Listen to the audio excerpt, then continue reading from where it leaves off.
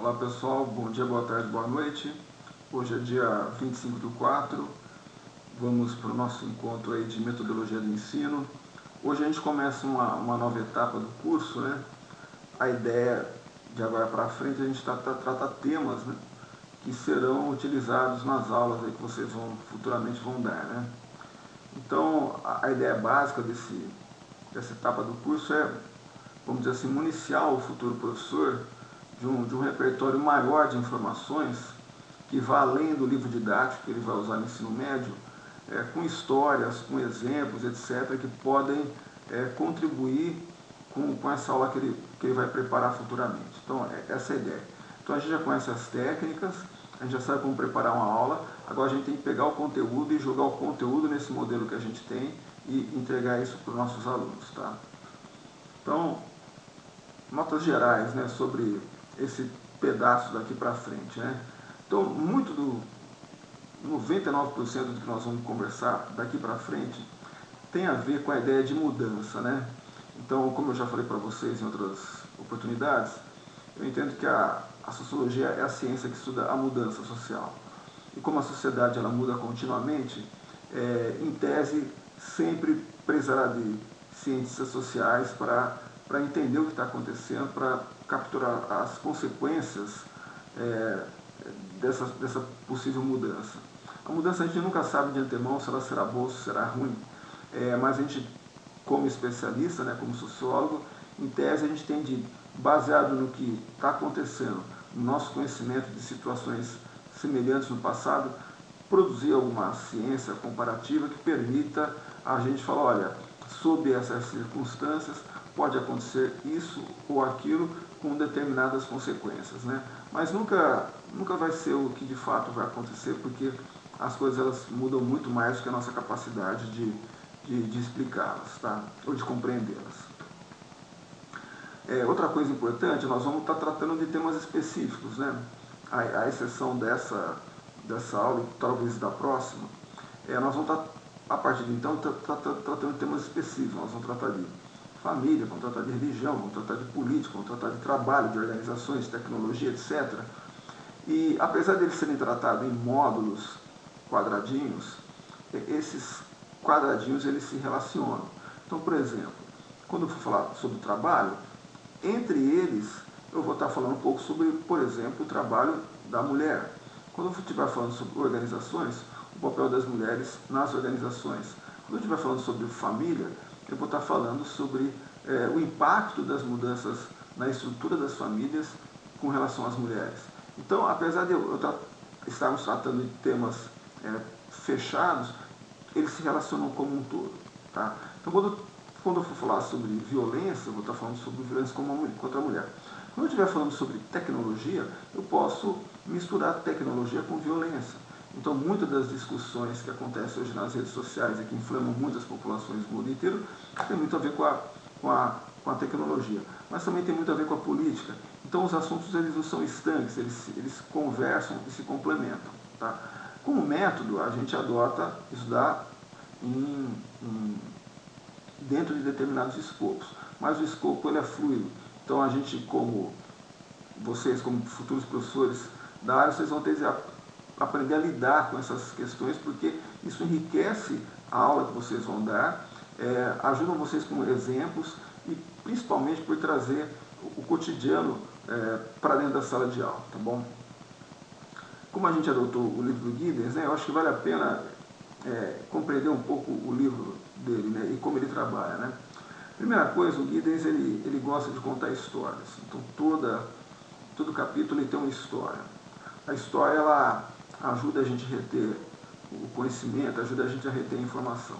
Então, um dos objetivos da gente estar passando esse material é para que, como eu falei antes, aumente o repertório de vocês, para que vocês possam contar histórias para os alunos, né? E a partir daí, promover a aprendizagem deles, facilitar a aprendizagem deles, né? Segunda coisa, o método de Giddens é sempre teoria e práticas trabalharem de maneira integrada. Então, ele sempre vai trabalhar da mesma forma. Ele parte de algumas definições, primeiro ele conta a história, parte de algumas definições, a partir daquelas definições ele mostra o todo e a partir do todo ele vai dividir em subtemas, de forma que a gente sai do todo por particular. Tá? Ele sempre traz números, né, estatística. Números, não uma estatística complexa, mas uma proporção, uma quantidade específica de determinadas grandezas, ajuda a compreender melhor o que acontece na sociedade. Tá? Números não explicam tudo, pelo contrário, eles carregam muitas vezes o viés de quem faz a pesquisa.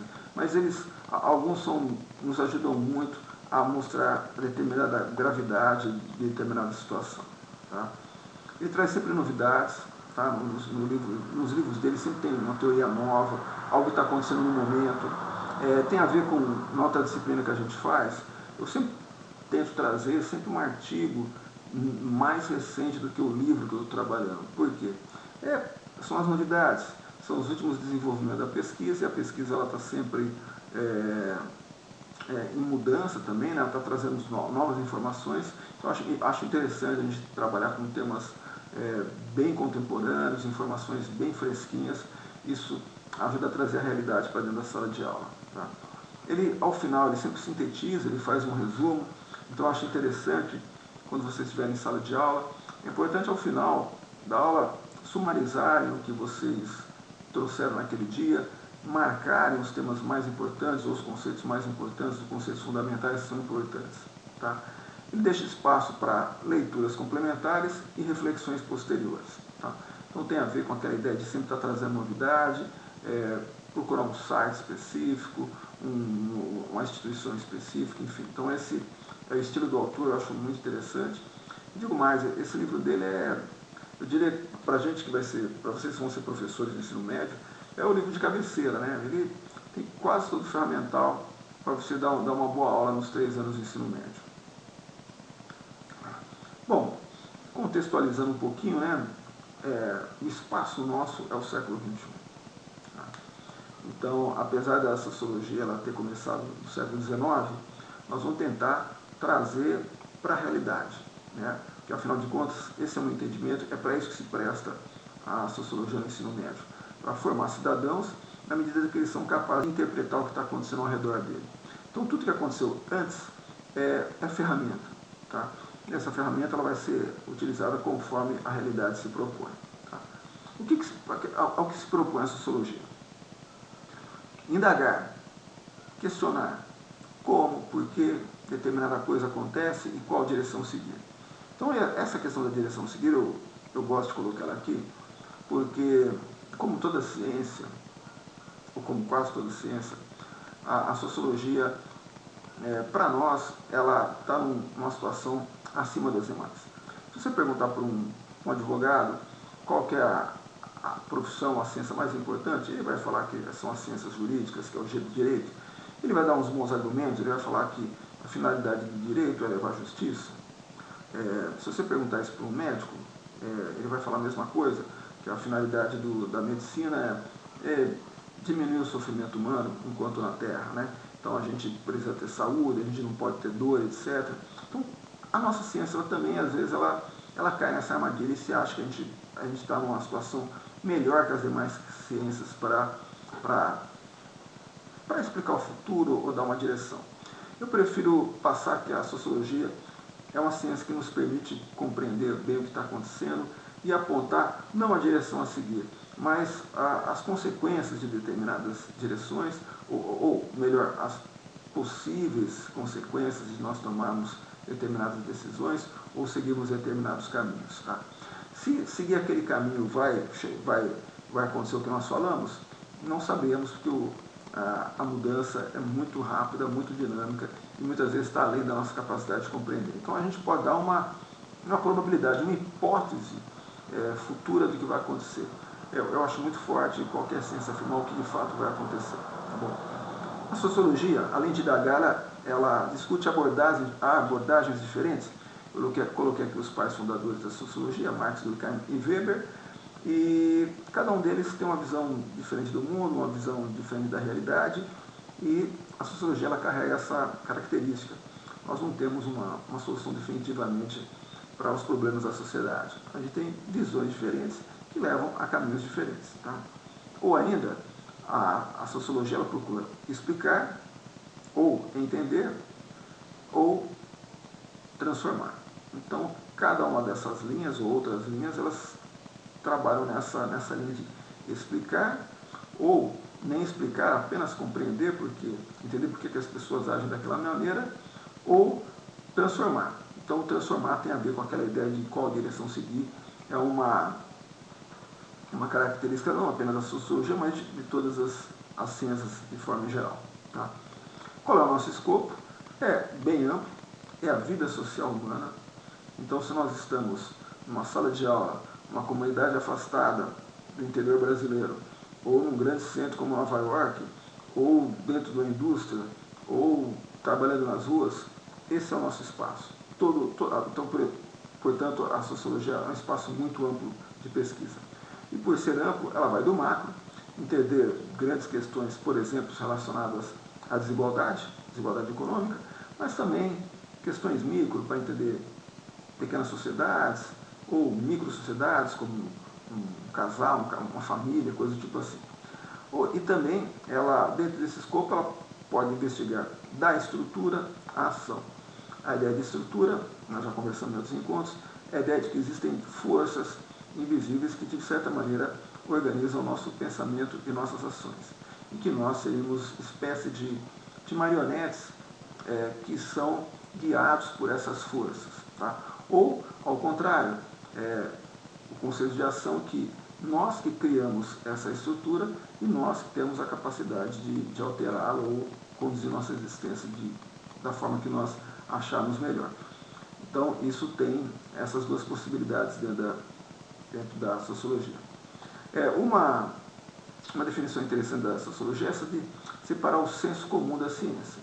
Então, o senso comum ele é conhecimento válido, porém, em algumas situações, ele é insuficiente para explicar o que acontece. Tá? Então, a sociologia se coloca como uma ciência que tenta ir além do senso comum para explicar o que acontece na vida social das pessoas. Tá? Uma definição, até deveria ter colocado em outra linha aqui, uma definição que o pessoal sempre dá sobre a sociologia é a ideia de que a sociologia ela se presta a desnaturalizar determinados valores presentes na sociedade. Regras, condutas, formas de comportamento que estão enraizados e que, em geral, as pessoas sempre pensam que sempre foi assim. A gente mostra que aquilo nem sempre foi assim, aquilo, ou pode até ter sido sempre assim, mas ela foi construída socialmente pelas pessoas. Tá? Eu não gosto muito dessa definição, porque ela desconsidera que, muitas vezes, da maneira como eu desnaturalizo, o que é correto desnaturalizar para mostrar a importância da sociedade. A importância da sociedade na organização do nosso pensamento, às vezes para desnaturalizar assim, que eu acabo naturalizando outra maneira. Eu falo, isso nem sempre foi assim, e ela sabe, e a gente não sabe se era assado. A gente não sabe como era antes, né? A gente não tem todas as informações. Então, acho que é válido a gente pensar que a gente se presta a desnaturalizar, mas muito cuidado de não criar novas formas de naturalização. E o segundo problema dessa abordagem, eu entendo que a gente, apesar de a gente compreender que são naturalizações que foram, a princípio, construídas socialmente, muitas vezes a gente acaba opinando que toda naturalização ela é ruim. E a gente tem que levar em consideração que a sociedade ela produziu muitas dessas naturalizações. Então, algumas definitivamente são ruins, mas nem todas a gente pode falar que são ruins. De alguma maneira, no curso da história, nós dividimos socialmente o trabalho e estabilizamos a sociedade dessa maneira. Então, nem tudo que é naturalizado precisa ser obrigatoriamente julgado como ruim. E muitas vezes, quando a gente considera toda a naturalização ruim, a gente pode estar inserindo sem querer um juízo de valor nessa questão. Então, apenas um ponto de cuidado que eu deixo para vocês. Tá? Um tema importante que o autor traz é a ideia da imaginação sociológica. Né? A imaginação sociológica, ela está digamos, relacionada há uma capacidade que os sociólogos eles têm de expandir o conhecimento a partir do momento que ele consegue identificar determinadas causas distantes dos seus efeitos. Tá? Eu vou deixar alguns exemplos aqui a pouco, vai ficar mais claro isso. Tá? Então, a imaginação sociológica, quando a gente consegue separar causa de efeito, a gente consegue ampliar as possibilidades de investigação do mesmo tema, de forma que eu posso estudar uma determinada coisa de maneira diferente de você, por estar olhando por segmentações diferentes, mas nós podemos estar dentro da mesma segmentação e mesmo assim estarmos olhando de maneira diferente. Então, um exemplo que é citado é a ideia do café. O café, quando a gente pensa a ideia do café, o café traz múltiplas possibilidades de investigação. Então, eu posso investigar o café por olhar a questão social. Então, eu lembro que o café é uma bebida social. Dificilmente a gente para beber sozinho, a gente sempre vai beber com alguém para conversar. Então, o café é só uma desculpa para a gente estar interagindo com outras pessoas. Nós podemos estar estudando café por um olhar econômico. Então, se nós pensarmos na história econômica do Brasil, puxa, os cafeicultores no começo do século XX, eles mandavam muito no Brasil, eles mandavam na política cambial, eles mandavam no Estado brasileiro. Tá? Aí já misturamos a economia com a política. O café ele pode ser visto a partir de um estilo de vida. Então hoje é chique você tomar café, tem um café do tipo A, o café do tipo B, o café descafeinado, o café gelado, o café com leite, o sei lá o quê. Enfim, vira uma profissão você preparar café. Então não era assim que se tornou. Então você pode, a partir do mesmo objeto, você pode expandir sua imaginação e olhar de maneira muito diferente do que a maioria das pessoas vê. Tá? E a questão da causa diferente do efeito, trouxe alguns exemplos aqui. Tá?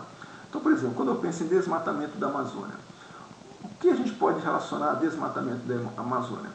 Olha, eu posso relacionar uma questão puramente econômica. O pessoal quer expandir a fronteira agrícola ou quer expandir a área de pastagem e derruba a mata para ampliar o seu espaço econômico, né? seu fator de produção, vamos dizer assim. Né? Mas por que as pessoas fazem isso? Porque, por exemplo, tem um aumento de consumo dessas mercadorias, dessas commodities, a carne, ou a soja, ou o grão, enfim, etc. E quem consome esse tipo de alimento? Então, se a gente for puxando o fio da meada, a gente pode ver que muitas vezes nós somos criticados por coisas que são estimuladas por aquelas mesmas pessoas que nos criticam. Não pense que eu estou defendendo o desmatamento da Amazônia, só estou tentando expandir, mas a gente pode pensar a mesma maneira, pensar o mesmo problema de diferentes formas. Então, diante dessa possibilidade, como é que eu poderia impedir isso? Tá? Se eu tivesse, se o problema é econômico, como é que eu trabalharia essa questão? Então, se a gente ampliar a maneira de enxergar o problema, nós podemos enxergar soluções que até agora ninguém nunca enxergou. Outro exemplo que eu trouxe aqui, só para a gente brincar, por exemplo, a crise no futebol brasileiro. Tá? Então, se a gente pegar a última vez que o Brasil foi campeão do mundo, em 2002, estava vendo esse jogo na televisão esses dias, então eu observei que a gente tinha no nosso ataque 3 jogadores que foram considerados o melhor do mundo em anos diferentes. Tá? E desde então a gente nunca mais teve um jogador. Teve só um que não chegou a ser campeão do mundo após 2002.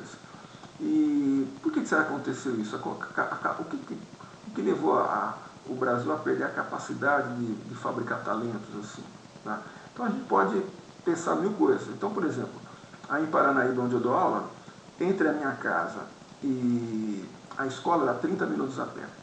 Por exemplo, eu ando 30 minutos numa cidade do interior, com muito terreno baldio, tá? Um terreno não ocupado, e eu não vejo uma trave, um campinho montado para a molecada jogar. A rigor, eu nunca vi nenhuma criança jogar bola em 4, quase 5 anos em Paranaíba, nesse monte de terreno que tem sobrando. Então, por exemplo, mudou a maneira como os jovens, as crianças, os adolescentes praticam futebol. Essa é a causa do problema? Não, isso é uma hipótese. Então, a partir dessa hipótese, usando a imaginação sociológica, eu posso desenvolver, posso fazer uma pesquisa e tentar descobrir o motivo disso. Tá? Um outro exemplo que eu deixo aqui, qual o motivo do fim do circo como espetáculo de gala? Quando era moleque, quando o circo chegava na nossa cidade, era um evento espantoso.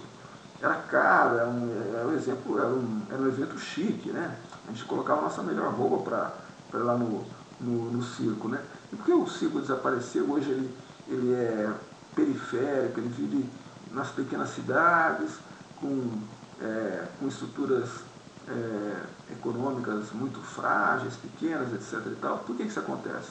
Então eu vou comentar um texto que eu li que falava que uma das causas do qual o circo deixou de ser um espetáculo de gala foi, por exemplo, a popularização dos shopping centers. Ora, isso nas grandes cidades acabou atraindo a população que prefere um shopping center, um cinema com ar-condicionado, uma praça de alimentação, do que entrar debaixo de uma lona, aí, por exemplo. E há outros motivos, tá? Há outros motivos relacionados ao zelo com os animais, à proibição de utilização dos animais nesse tipo de espetáculos, etc. e tal, que levavam muito sofrimento aos bichinhos. Enfim, essa é a causa única? Não, essas são variáveis que precisam ser investigadas. Tá? Eu não coloquei outras aqui. Por exemplo, por que as livrarias estão acabando? Tá? Por que o pessoal do EJA, por que os detentos do sistema prisional de Paranaíba, eles não se interessam muito pelo EJA? Isso foi uma pesquisa que um aluno fez. Então ele mostrou que os detentos eles não tinham muito interesse em participar do EJA. Tá? Por que será? Então como é que eu posso utilizar minha imaginação para tentar entender por que isso acontece? Tá? E por que em Paranaíba, que é a cidade que talvez mais produz professores de sociologia por metro quadrado, tem poucos professores sociólogos dando aula de sociologia? Tá? Então por que isso acontece? Esse ano está até melhor, eu percebo, os últimos 3 anos tem melhorado. Mas no passado tinha havia outros profissionais que não eram formados em ciências sociais que davam aula. Por que isso acontece? Né? Então como é que eu posso utilizar minha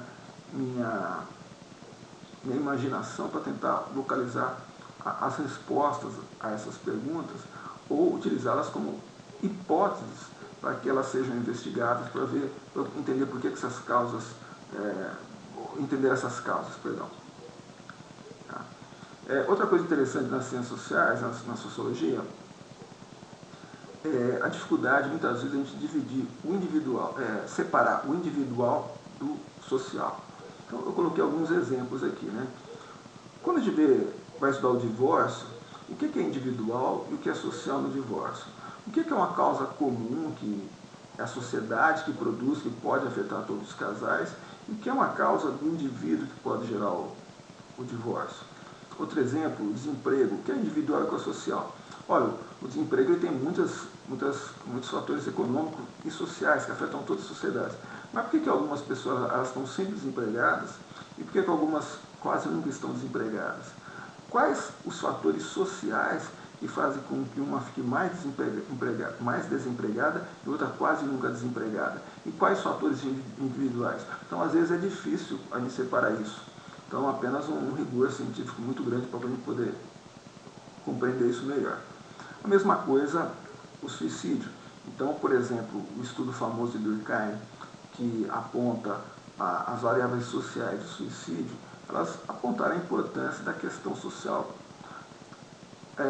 sobre uma ação que é puramente individual. Mas e as questões individuais relacionadas ao suicídio? Então, a gente tem que tomar, cada vez mais é importante que as nossas pesquisas sejam rigorosas para poder conseguir separar essas coisas. Tá? Por exemplo, as condições de existência modelam a minha maneira de pensar. Então, eu penso da maneira que eu penso por causa da minha vida social que me ensinou a pensar dessa maneira. Tá? Eu penso igual ao meu irmão, igual à minha irmã, mesmo tendo sido criado na mesma família, sob as mesmas condições. O que muda entre indivíduo e sociedade? Tenho liberdade de ação ou estou preso a imperativos? Eu sou livre para fazer o que eu quero ou eu sou apenas um robozinho que obedece à estrutura social que eu não consigo enxergar? Tá? Bom, falando da estrutura social, ela é física como um prédio. Então, quando eu falo em estrutura social, todas as instituições que compõem a sociedade. a família, o Estado, a religião, etc. Então, tudo isso forma uma grande teia, e essa teia, ela acaba nos construindo enquanto ser humano. Então, quando a gente for estudar mais adiante aí, os processos de socialização,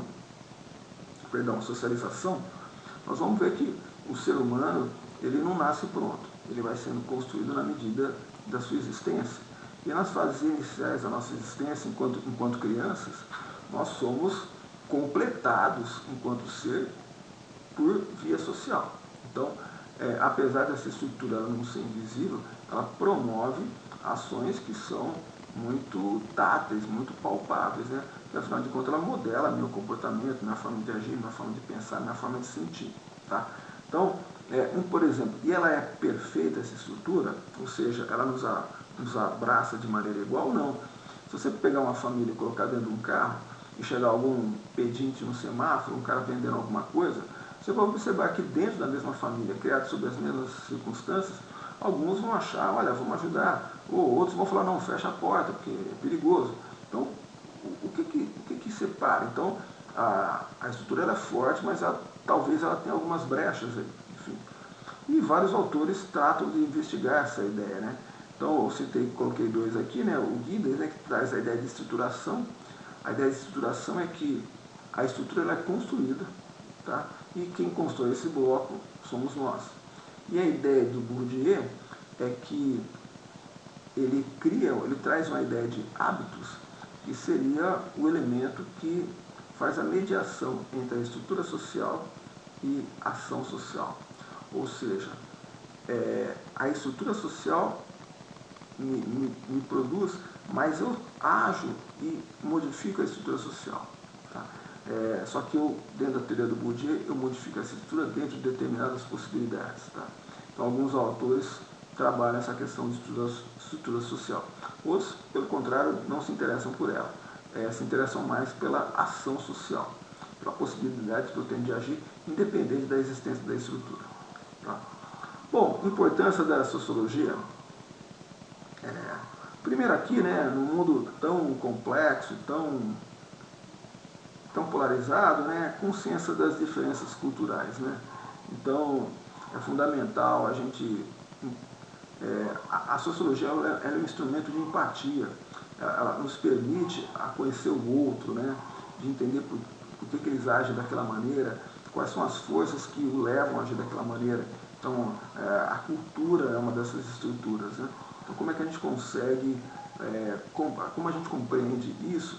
Nós temos consciência dessas diferenças, então a gente poderia ser um mediador de processos voltado ao entendimento social. Tá? Nós somos capazes, né, graças aos nossos estudos, de avaliar efeitos de políticas.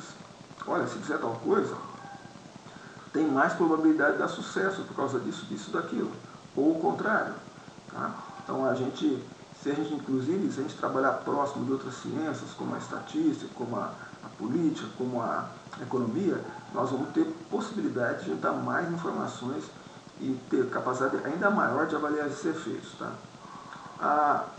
A sociologia é importante para nos dar autoesclarecimento, de entender sobre que circunstâncias eu cheguei até onde eu cheguei. Tá?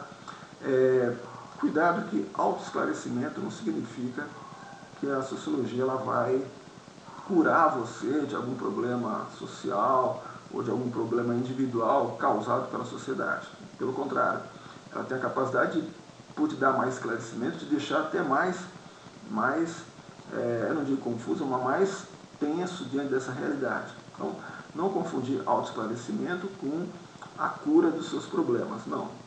Quem cura é outra profissão, não é a sociologia. Tá? Importante, um exemplo que eu gosto de dar, é a minha relação, por exemplo, com rock and roll.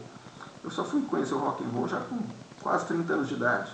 Por que eu não aprendi? Por que eu não conheci o rock and roll quando eu tinha 15, 16, 14 anos? Então, foi uma análise sociológica que eu compreendi isso. Porque quando eu estava nessa ideia, o meio social que eu vivia tocava um outro tipo de música que me separou do rock and roll, que eu só fui conhecer por conta própria bem lá para frente. Tá? E como você conhece as diferenças culturais, é capaz de avaliar o efeito de políticas e conhece sob que condições você chegou até aquele ponto, a sociologia ela te dá condições de você organizar melhor o seu próprio futuro. Então isso eu acho que é importante num mundo tão complexo, diante de tanta mudança. Como é que o pensamento sociológico ele se desenvolveu? Primeiro, houve uma mudança muito grande na sociedade, a partir do século XVII, XVI, XVIII, enfim, houve uma mudança na maneira de como a gente começou a enxergar o mundo. Houve um processo de superação das crenças, das superstições, explicações que antes não serviam mais. A importância do surgimento do método científico para dar algumas respostas que a tradição nos dava, tudo isso promoveu uma revolução de ideias que nos fez pensar o mundo de maneira diferente e construir coisas que até então não existiam. Então nós criamos a Revolução Industrial, nós saímos do campo e fomos para a cidade.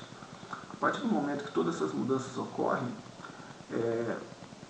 imagina só, século XVIII, final do século XVIII, começo do século XIX, uma grande evasão do campo para a cidade, aquela vida bucólica substituída por uma vida poluída em cidade, em ambientes apertados, em cômodos apertados, sujos, trabalho excessivo durante 12, 14 horas por dia, surge a necessidade de você compreender o que está acontecendo. Então a sociologia ela nasce nesse momento de grande mudança social. E desde então a sociedade tem mudado, e desde então a sociologia se faz importante. E diante de todas essas mudanças, a sociologia ela promove algumas questões do tipo, por que a sociedade é dessa maneira, quem traz essa mudança, quem se beneficia dessa mudança, existe uma natureza humana, qual é a natureza humana, enfim, essas questões a sociologia ela tenta responder. Tá? Qual é o grande desafio da sociologia? E a nossa grande dificuldade diz respeito à característica do objeto que a gente estuda. A gente estuda os seres humanos, a vida dos seres humanos em contato uns com os outros. E primeiro, diante dessa complexidade, a gente não consegue um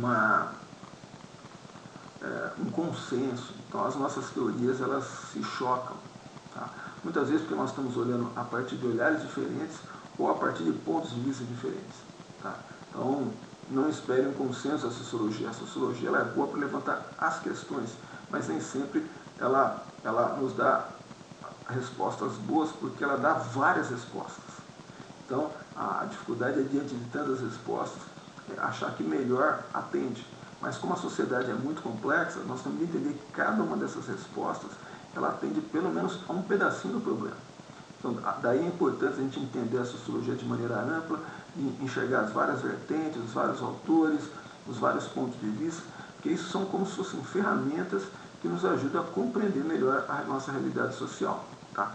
E a segunda dificuldade da sociologia, ainda relacionado ao objeto que a gente estuda, é que o ser humano, ao contrário de uma célula, de um átomo, o ser humano, quando ele é observado, ele muda de comportamento. Tudo bem que lá na mecânica quântica, o pessoal diz que quando observado, as partículas mudam o comportamento delas. Tá, mas isso é muito complexo. Vamos pensar em algo ainda mais complexo que é o ser humano. Então, a gente, quando nós somos observados, a gente muda de comportamento. Então, se você está parado e alguém começa a olhar para você, você se mexe. Se você estiver se mexendo, você para de se mexer. Se você está sentado, você se levanta. Então, conforme esse objeto, os seres humanos são investigados, mesmo sob condições metodológicas muito diferentes, a gente corre o risco de chegar a resultados diferentes, dada essa peculiaridade do objeto que a gente estuda. Então, é uma ciência complexa. Tá? Dos autores fundadores, eu só vou citar dois aqui. Um foi o Comte. Ele criou o termo sociologia, na verdade ele tinha criado o termo, acho que física social, porque uma aproximação, né, a física, uma ciência da natureza com a sociedade, e como alguém já estava usando esse termo, ele acabou criando o termo sociologia.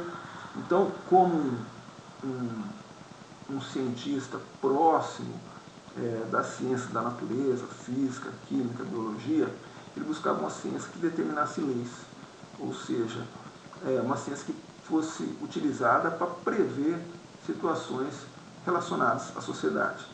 Obviamente sabemos hoje que é praticamente impossível você prever, mas você consegue analisar dados e lançar hipóteses sobre o que pode acontecer no futuro.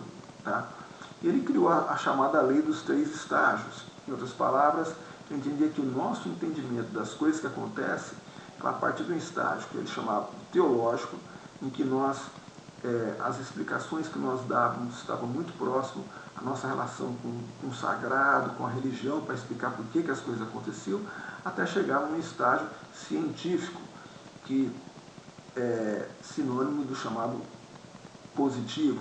Então, quando a gente fala que o Augusto Comte era um positivista, é porque a teoria dele era muito próxima à ideia da ciência da natureza e, portanto, aquela pessoa com uma crença muito grande no progresso, no desenvolvimento, etc.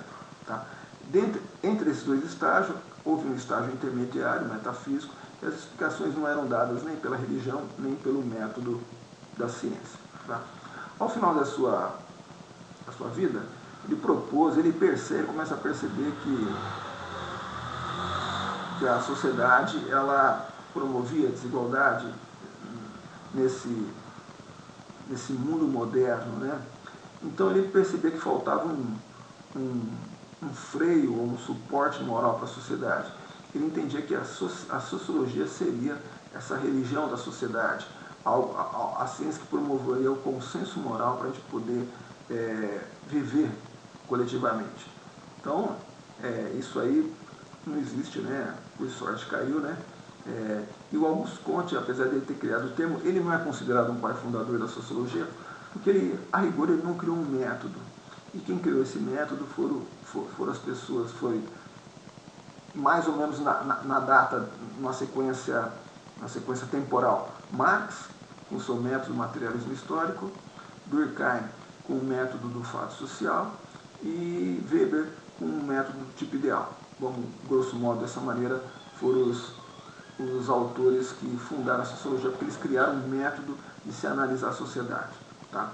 Eu não vou falar desses 3 autores, porque a gente já está tratando eles em outra disciplina. E vou citar essa Harriet Martineau. Ela é uma inglesa de origem francesa, pelo que eu investiguei. Ela nasceu no começo do século XIX e foi a primeira socióloga mulher. Ela trouxe a sociologia para a Inglaterra, pelo que entendi, por volta dos anos 30, traduzindo Comte. Tá? Ela foi a primeira pessoa que percebeu que para entender a sociedade, dada essa complexidade de fragmentações, a maneira como você pode enxergar a sociedade, por meio de casamento, religião, raça, cultura, etc. e tal, ela entendeu que para compreender a sociedade, você precisaria compreender as instituições. Tá? Já nos anos 30, ela tinha feito um estudo sobre a sociedade americana, ela é uma precursora aí do movimento feminista, no sentido de compreender a importância dos direitos das mulheres na sociedade contemporânea, e entendia que cabia aos sociólogos ir além da observação e agirem para mudar a sociedade. Obviamente, por ser mulher na sociedade do século XIX, ela praticamente não foi estudada e não foi conhecida, e a gente tem as informações dela a partir de pesquisas recentes. Tá? Eu mesmo não a estudei no meu curso de graduação e só fui conhecê-la depois de formado. Perspectivas sociológicas, né? Há várias maneiras de a gente investigar a sociedade. Uma é na dicotomia estrutura e ação, já comentamos antes, ou você é um robozinho, ou você é livre para agir, tá? Livre para fazer qualquer coisa, ou preso a alguma força invisível, ou você pode entender que a sociedade ela pode ser dividida a partir da influência das forças econômicas, em que as forças econômicas elas seriam o motor da sociedade, ou ao contrário, entender que as forças culturais, que inclusive controlam as forças econômicas, tá? Ou há outras possibilidades ainda, eu citei 4 aqui, mas a gente podia ampliar isso. A ideia do funcionalismo, eu vou explicar um pouco o que é isso adiante. A ideia do conflito, ou seja, enquanto essa primeira teoria aqui, ela aponta que as instituições da sociedade, elas tentam a promover a solidariedade, portanto, uma harmonia social, outras entendem que é o contrário. A sociedade é um ambiente em que há conflito de interesses e os agentes lutam por poder, tá? E por domínio. Tá? Outras correntes sociológicas, elas tentam compreender a sociedade a partir da sua formação, no que seria o átomo da formação da sociedade, que é a relação um a um, a relação intersubjetiva. A ideia de que a sociedade ela nasce a partir dessas pequenas micro-relações e daí vai se expandindo. E uma quarta possibilidade aqui seria a chamada racional utilitarista, muito próxima à economia, em que diz que nós tentamos sempre maximizar os ganhos sociais, os ganhos econômicos, os ganhos culturais, enfim. Eu vou estar falando um pouquinho sobre essas três primeiras aqui nos próximos slides. Tá? Então, o funcionalismo traz aquela ideia, né, de que ordem e equilíbrio seria o estado normal da sociedade, tá? E que o papel das instituições, a economia, a religião, o Estado, a educação seria compartilhar visões de mundo, compartilhar valores para chegar a esse consenso. Tá? Basicamente o pai dessa corrente é Durkheim. E quais são as críticas? As críticas são fáceis de a gente citar contra essa corrente. Primeiro que ela é negligente com relação aos fatores que afetam o equilíbrio dessa harmonia. Então, se a harmonia, em tese, é para ter um equilíbrio, mas nós temos condições econômicas diferentes, nós temos condições de educação diferentes, nós temos infinitas não, mas nós temos diversas formas de desigualdades. Então, o funcionalismo ele tem dificuldade para enxergar isso. Tá? Já que como ele só busca a ordem, ele tem dificuldade para enxergar, entre aspas, a desordem, que leva não à solidariedade, mas que leva ao conflito, à separação. Tá? Outra coisa, atribui às sociedades qualidades sociais que elas não possuem. A ideia de solidariedade, como é que se pode atribuir a um corpo social alguma coisa que talvez não seja inerente à sociedade? Então, os críticos falam que essa ideia da harmonia é uma qualidade que talvez não seja parte da sociedade. Tá? Como ela só pensa na ordem, ela tem dificuldade de lidar com a mudança. E eu gosto de citar esse autor aqui, o Ralph Dahrendorf, que ele cita que a sociedade ela é dual. Ele fez uma analogia com a física, né? Especificamente com a luz. Então, a luz, ela é ao mesmo tempo, o pessoal da física estuda que ela ao mesmo tempo ela é onda e ela é partícula. Então, existem teorias que a explicam enquanto onda, e existem teorias que a explicam enquanto partícula. E a sociedade seria mais ou menos assim, ela é dual. Ora ela é harmônica, ora é conflituosa. E para você lidar com a ideia de solidariedade e ideia de conflito, você teria de usar teorias diferentes. Então, cabe a nós, sociólogos, identificar qual a teoria que melhor se aplica à realidade que nós estamos vendo. Tá? A perspectiva do conflito, ela nasce basicamente a partir de Marx e também em Weber, e procura demonstrar que conflitos de interesse levam a uma busca contínua por poder. Então, o desenvolvimento da sociedade passa por luta de classes, na ideia de Marx, ou dominação, na ideia de Weber. Então, há grupos perseguindo o seu interesse, ou há situações em que nós aceitamos essa desigualdade de posições, né? Quando a gente pensa na ideia de dominação, né? A ideia de dominação é que não há alguém me impondo alguma coisa, mas eu que aceito aquela situação. E, de certa maneira, apesar de Marx e Weber discordarem, eles podem ser colocados dentro dessa caixinha. Tá bom? Perdão, apesar do fato das teorias de Marx e Weber não dialogarem muito, porque eles são visões de mundo diferentes, elas podem ser colocadas dentro dessa caixinha da perspectiva do conflito. Tá? Perspectiva de ação social interacionismo simbólico. Vocês viram aí, eu acho que na Sociologia 2, na Sociologia 3. Então, elas enfatizam que as estruturas ou a sociedade ela é construída a partir da interação entre nós, da interação ação intersubjetiva. Tá? Os pais seriam, dessa corrente, seria George Mead, que basicamente ele parte dessas três ideias. Né? O indivíduo é um processo social, ou seja, eu me formo como ser social a partir da percepção que existe um eu e um mim, em que o eu seria a ideia que eu faço de mim próprio, e o mim como as pessoas me enxergam. Então esse ser social, esse self, ele é construído nesse, vamos dizer assim, nesse diálogo entre o eu e o mim. Tá? Então, na verdade, nós vamos aprendendo, nós vamos sacando isso. E se você ver a teoria da estruturação do Giddens, ela tem muito a ver com isso, a ideia de reflexividade, em que o ser humano ele é capaz de refletir a respeito do que acontece ao seu redor e vai se construindo dessa maneira. Tá? O segundo ponto da teoria do Mead é que o sentido que as pessoas dão às coisas é um processo social. Então, se eu considero alguma coisa boa ou se eu considero alguma coisa ruim, é porque a vida em sociedade me ensinou a considerar aquela coisa boa ou aquela coisa ruim. Daqui a pouquinho eu dou um exemplo para vocês. Tá? E, na medida que nós interagimos com as pessoas, demais pessoas, ou mesmo com objetos, e vai ficar claro daqui a pouco no meu exemplo,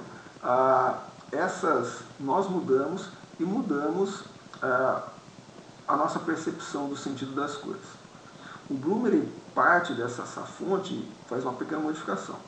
Então ele aponta que eu vou agir conforme o sentido eu dou às coisas. Então, se eu entender que um objeto ele é passivo de devoção, eu vou me ajoelhar diante daquele objeto. Se eu entender que aquele objeto não é disso, não serve para isso, eu vou utilizar aquele objeto de outra maneira. Então o exemplo que eu dou para vocês é a cruz de madeira. Né? Se você vê uma cruz enorme de madeira e se você for uma pessoa religiosa, você vai se ajoelhar diante daquela cruz. Se você não tiver religião nenhuma e você estiver precisando de madeira para aquecer sua casa, você vai cortar aquela cruz e vai jogar na sua lareira, na sua fogueira lá. Tá? Então, esse sentido que você dá às coisas é o que determina como você vai agir. Tá? E como é que esse sentido ele é formado? Esse sentido é formado a partir das nossas interações sociais. Tá? Então, desde criança, a pessoa aprendeu a se ajoelhar diante da cruz. Quando ele crescer, ele vai continuar se ajoelhando diante da cruz. Então, as nossas interações sociais que formatam a maneira como eu ajo diante das coisas. Porém, esse sentido ele não é eterno, ele pode mudar conforme eu interajo com as pessoas, com os objetos. Tá? Então, se eu entender que uma árvore é um local que vai me proteger contra a chuva forte, toda vez que eu ver uma chuva forte e estiver sem guarda-chuva, eu vou me encostar debaixo da árvore. Tá? Eu aprendi assim, eu vi outras pessoas fazendo a mesma coisa. Num belo dia, se eu ver um raio caindo em cima de uma árvore,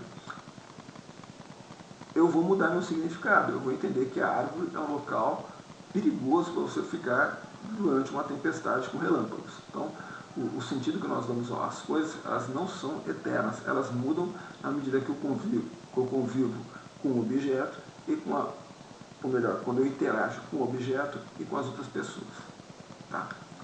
Bom, o que é fundamental para o ensino médio e o capítulo ele não trata, tá? Ele não trata, isso é muito importante, tudo que eu falei hoje para vocês, eu falei para vocês que são meus alunos do ensino superior.